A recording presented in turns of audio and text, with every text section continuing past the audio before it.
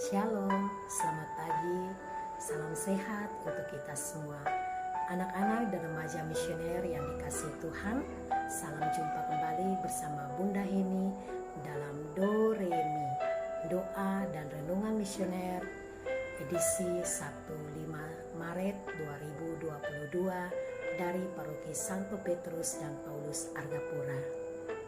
Anak-anak yang dikasihi Tuhan, bacaan Injil pada hari ini bercerita tentang Tuhan Yesus datang kepada orang-orang berdosa.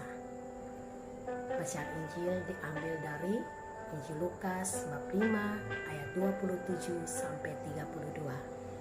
Anak-anak, sebelum kita mendengarkan dan membacakan bacaan Injil pada hari ini, mari kita tandai diri kita dengan tanda kemenangan Kristus. Dalam nama Bapa dan Putra dan Roh Kudus. Amin. Tuhan beserta kita sekarang dan selama-lamanya. Inilah Injil Yesus Kristus menurut Lukas. Dimuliakanlah Tuhan.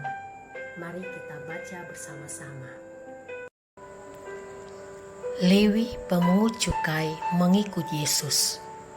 Kemudian ketika Yesus pergi keluar, ia melihat seorang pemungut cukai yang bernama Lewi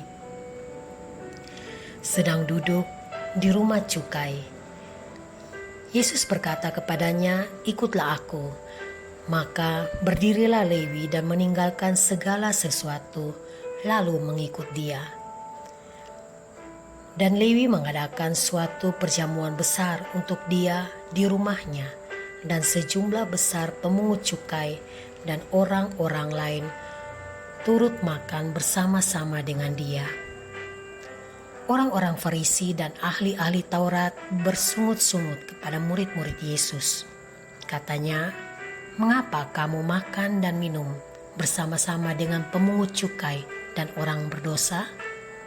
Lalu jawab Yesus kepada mereka, katanya, "Bukan orang sehat yang memerlukan tabib, tetapi orang sakit. Aku datang bukan untuk memanggil orang-orang benar, tetapi orang berdosa, supaya mereka bertobat." Demikianlah sabda Tuhan.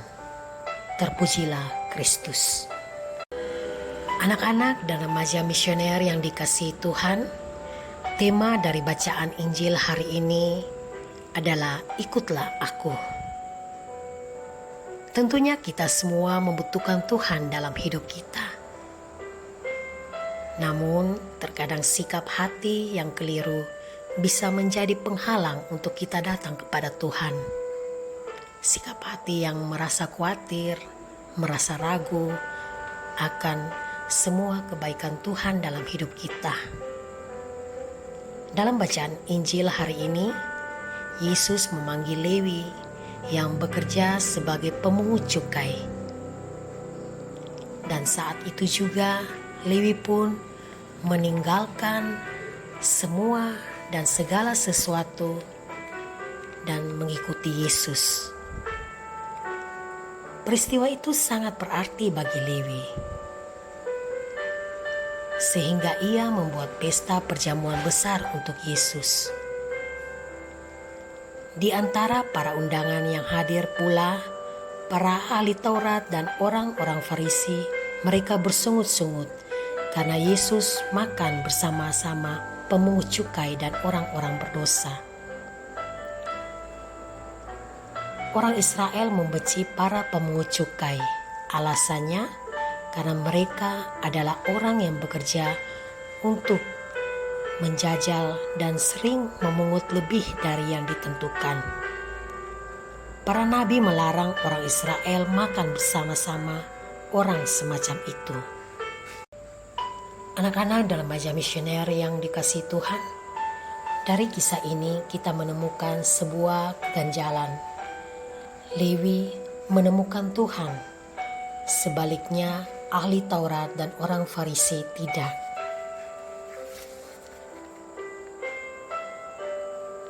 Dari kisah ini pasti kita akan bertanya-tanya, bagaimana mungkin penjahat bisa mendapatkan Tuhan, sementara orang yang hidup, untuk menaati perintah Tuhan, melakukan semua kehendak Tuhan, dia tidak bisa mendapatkan Tuhan?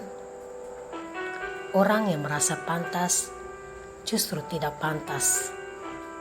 Namun, yang harus kita tahu, ketika Yesus menerima Lewi, bukan berarti Yesus menyetujui semua kejahatannya, melainkan yang harus kita akui bahwa dosa seseorang tidak menghalangi kasih Yesus kepada kita semua.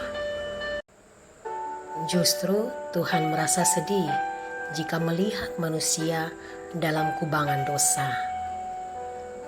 Lewi tahu dia tidak pantas di hadapan Tuhan, namun Tuhan melihat bahwa Lewi membutuhkan dia. Bukan orang sehat yang membutuhkan Tuhan, tetapi orang sakit. Anak-anak dan remaja misioner yang dikasihi Tuhan, kita pun sama dengan Lewi. Kita membutuhkan Tuhan dalam hidup kita. Kita membutuhkan Tuhan dalam pendidikan kita, dalam setiap pelajaran kita, baik itu di sekolah, di rumah. Contoh yang kita alami dalam kehidupan nyata, pada saat kita marah, kita membutuhkan Tuhan untuk dapat mengendalikan emosi kita. Pada saat kita difitnah oleh teman-teman kita, dikucilkan oleh teman-teman dan sahabat kita, di situ kita butuh sosok Tuhan untuk menemani kita dan menghibur kita. Anak-anak dan remaja misioner yang dikasihi Tuhan, kita selalu membutuhkan Tuhan di setiap perjalanan hidup kita. Oleh karena itu, mari kita belajar dari sikap Lewi yang mau bertobat dan mau mendengar panggilan Tuhan. Kita semua adalah orang-orang yang berdosa. Karena itu, dalam masa prapaskah ini, hendaknya kita membuat sebuah komitmen dan aksi nyata sebagai bentuk pertobatan kita kepada Tuhan. Semoga amin. Anak-anak dan remaja misioner yang dikasih, mari kita bersama-sama berdoa, doa anak misioner Indonesia. Tuhan Yesus, Engkau diutus Bapa menjadi berkat bagi dunia, menjadi selamat bagi manusia. Utuslah kami anak-anak-Mu di Indonesia untuk menjadi sahabat yang kuat bagi yang lemah, sahabat yang rela berkorban bagi yang menderita payah, sahabat penghibur bagi yang sakit dan gelisah. Tuhan Yesus, kami pun ingin menjadi utusan-utusan kecil-Mu, teman setia bagi yang tersingkir terlantarkan, teman bicara bagi yang kesepian terlupakan, sobat yang gembira bagi yang sedih dan susah, sobat penuh penghargaan bagi yang tak dicintai. Tuhan Yesus, utuslah kami kini dengan bantuan Roh Kudus-Mu menjadi garam dan ragi yang baik, menjadi terang dan obor yang cemerlang, membawa kegembiraan dan pengharapan. Tuhan Yesus, kuduskanlah badanku dan sucikanlah jiwaku. Kupersembahkan diriku padamu hari ini. Berkatilah semua anak dimanapun juga.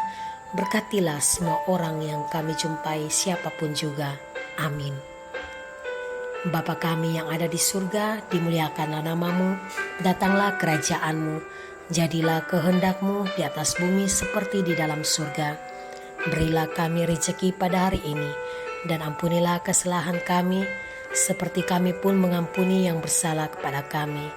Dan janganlah masukkan kami ke dalam pencobaan, tetapi bebaskanlah kami dari yang jahat. Salam Maria, penuh rahmat, Tuhan sertamu. Terpujilah engkau di antara dan terpujilah buah tubuhmu Yesus. Santa Maria Bunda Allah, doakanlah kami yang berdosa ini sekarang dan waktu kami mati. Amin. Kemuliaan kepada Bapa dan Putra dan Roh Kudus, seperti pada permulaan, sekarang, selalu, dan sepanjang segala abad. Amin. Anak-anak dan remaja misioner yang dikasihi Tuhan, demikianlah renungan kita pada hari ini. Semoga segala aktivitas dan niat serta rencana hidup kita pada hari ini diberkati, dibimbing oleh Allah yang Maha Kuasa, dalam nama Bapa dan Putra dan Roh Kudus. Amin. Selamat beraktivitas. Semoga Tuhan Yesus memberkati kita semua. Salam.